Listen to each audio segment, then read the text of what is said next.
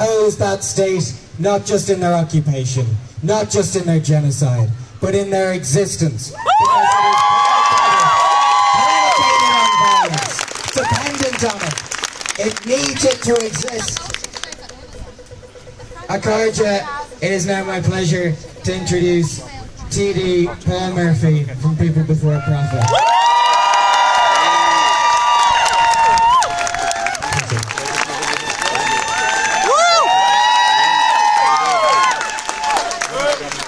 I had the privilege of spending about 2 weeks in Tunis with many of the heroes who are now being kidnapped by Israel.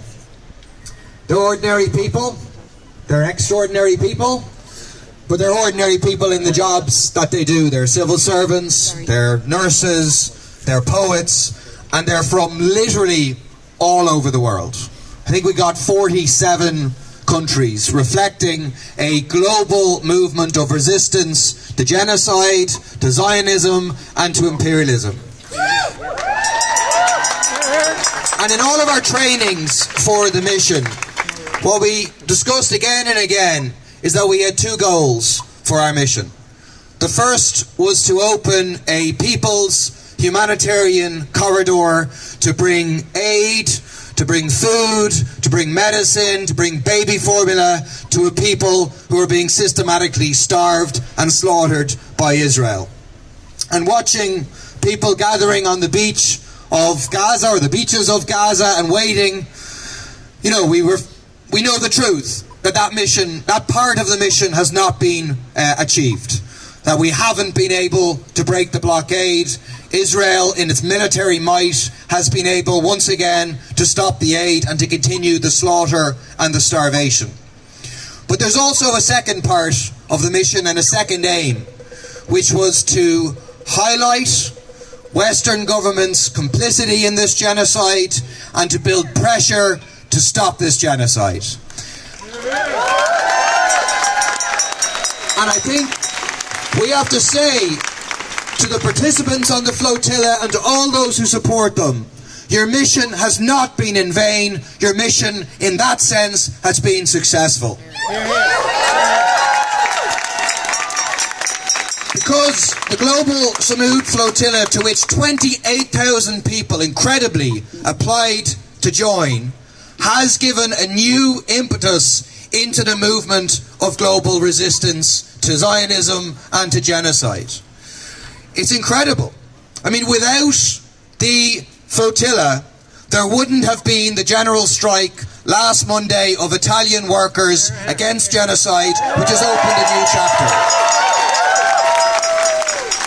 And it was inspiring last night, while on the one hand watching the live feed from the boats and the Israeli soldiers boarding and kidnapping the people on those boats, but on the other hand then seeing spontaneous protests break out literally all across the globe under the slogan, "Block Everything."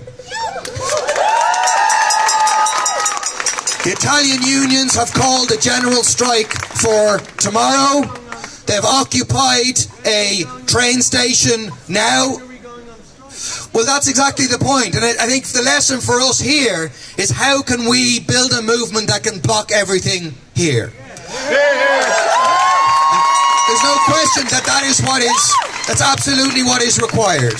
So we have this protest today. I think Saturday's IPSC protest is absolutely crucial. It's 2-year anniversary of the start of this genocide. I think we can have many, many tens of thousands of people on the streets on Saturday. But we have to say, beyond that, we need workers' action. We need strike action like we're seeing in Italy. We need strike action here.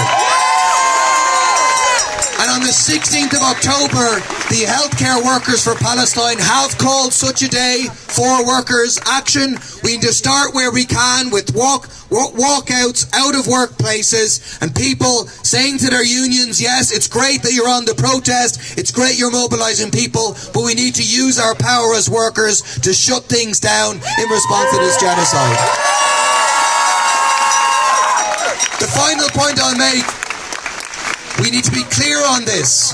The so-called peace plan is an obscenity. It's an obscenity, and it's a disgrace that we have an Irish government thanking it, welcoming it, thanking Donald Trump for his role in it. We have to tell the truth. This is not about peace. It's about a colonial carve-up. It has nothing to do with peace whatsoever. It's negotiated between the two powers most responsible for the genocide. It's negotiated between Netanyahu, who's directing the genocide, and Donald Trump, who is funding and arming the genocide. No mention within the peace plan of any right of the Palestinian people to select their own representatives. Instead, they're going to have viceroys imposed on them. Donald Trump, Tony Blair, a war criminal who should be rotting in prison, not imposed as a dictator.